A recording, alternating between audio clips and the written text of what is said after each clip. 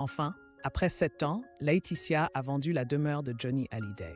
Un point final empli de soulagement pour un long chapitre chargé de souvenirs et de dettes. Selon le magazine Closer, qui a révélé l'information le 19 juin, Laetitia Hallyday a finalement réussi à vendre la maison de Marne-la-Coquette en ce mois de juin, mettant fin à plus de 7 années de mise en vente mouvementée. La mise en vente de cette maison a, dès le départ, suscité de nombreuses controverses et une vive émotion en France, car il ne s'agissait pas seulement d'un bien immobilier luxueux, mais aussi du dernier symbole étroitement lié à la vie et à l'image familiale que Johnny avait chèrement protégé. Durant toutes ces années, Laetitia a ajusté à plusieurs reprises le prix, accueilli patiemment des visiteurs potentiels, mais la superficie immense et l'histoire particulière de la propriété ont souvent fait hésiter les acheteurs. Cette villa historique fut le foyer du légendaire rocker Johnny Hallyday et de son épouse, achetée en 1989. Située au cœur d'un parc privé et hautement sécurisé dans les Hauts-de-Seine, elle offre 1000 m² habitables et un parc de 5000 m². À l'intérieur, piscine, salle de sport privée, cave à vin, cours de tennis et salle de cinéma. Autant d'atouts qui en faisaient un bien de rêve, mais aussi un défi, car rares sont ceux capables de l'acquérir et de l'entretenir. D'après Le Point, à peine un mois après la mort de Johnny fin 2017, Laetitia avait mis la propriété en vente. Mais il aura fallu plus de 7 ans pour qu'une transaction se concrétise, permettant enfin à la veuve du rocker de trouver une issue pour régler une lourde dette fiscale de 7,7 millions d'euros. La vente de Savannah, le petit nom affectueux de la maison, représente non seulement un soulagement financier, mais aussi un tournant émotionnel majeur pour Laetitia, qui referme ainsi une partie d'un passé romantique mais tourmenté avec Johnny. Pendant toutes ces années, Savannah n'était pas qu'une maison. C'était le témoin silencieux du bonheur, des épreuves et des derniers instants de vie du taulier. Elle a vu naître des rires, des fêtes, des nuits de musique improvisée, mais aussi la douleur face à la maladie incurable de Johnny. C'est pourquoi dire adieu à Savannah n'a jamais été facile pour Laetitia. À la fois épouse, dernière compagne de route de la légende du rock français et mère porteuse du devoir de protéger l'héritage spirituel pour ses 2 filles. Pour elle, vendre cette maison n'est pas un simple acte immobilier. C'est un adieu progressif, comme si elle arrachait une à une les strates des souvenirs pour soigner les blessures gravées depuis la disparition de Johnny. Une fois le portail de Savannah refermé derrière ses nouveaux propriétaires, Laetitia peut espérer un nouveau départ. Se libérer du poids de la dette, clore les litiges fiscaux interminables et retrouver une paix perdue depuis près d'une décennie. Plus encore, ce geste décisif revêt une portée symbolique profonde pour Jade et Joy, ces 2 filles encore très jeunes lorsque leur père est parti.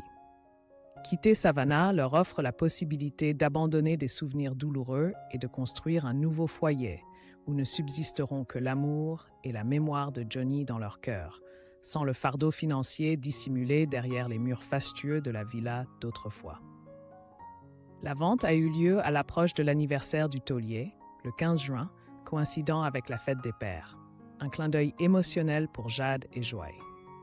Même privées du lieu où reposaient tant de souvenirs, les 2 petites garderont à jamais l'image de leur père gravée dans leur cœur, pour mieux avancer vers l'avenir. Auparavant, le malheur n'avait pas épargné cette petite famille. La maison de Laetitia et de ses filles à Los Angeles avait été ravagée par un incendie, emportant avec elle tous les souvenirs matériels de Johnny. Le feu n'a pas seulement détruit leur toit, mais aussi réduit en cendres des photos, des lettres manuscrites, des cadeaux intimes qui retraçaient leur vie familiale aux côtés du rocker légendaire. Cette perte a creusé un vide encore plus profond dans le cœur de Laetitia et de ses 2 filles, contraintes d'accepter qu'une partie de leur mémoire tangible avec Johnny n'est plus que poussière. Désormais, grâce à la somme tirée de la vente de la demeure de Marne-la-Coquette, Laetitia Hallyday envisagerait, selon Closer, de poser ses valises à Miami. Cette ville ensoleillée pourrait devenir un nouveau refuge paisible pour elle et ses filles. Un lieu où elles pourraient ranger leurs peines, trier les fragments de souvenirs restants et entamer un nouveau chapitre de leur histoire. Pour Laetitia, s'installer à Miami ne signifie pas seulement changer de lieu de vie, mais représente aussi une étape décisive pour reconstruire un cadre serein et réconfortant pour Jade et Joy.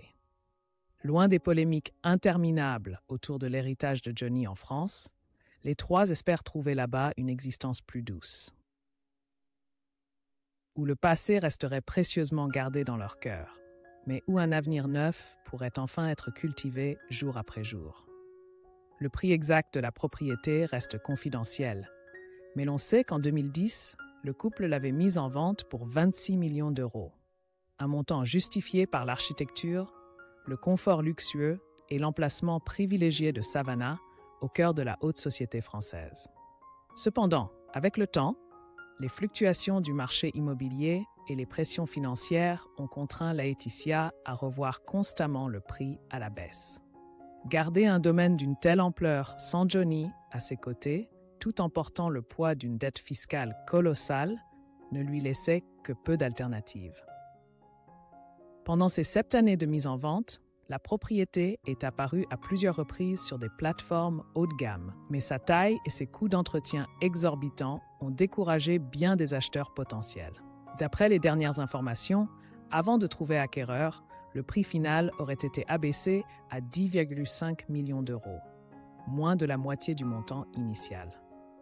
Quoi qu'il en soit, pour Laetitia, cette décision restait indispensable et salutaire pour clore un chapitre devenu trop pesant et permettre à la petite famille d'avancer, libérée de dettes et du spectre financier qui planait derrière les portes de Savannah.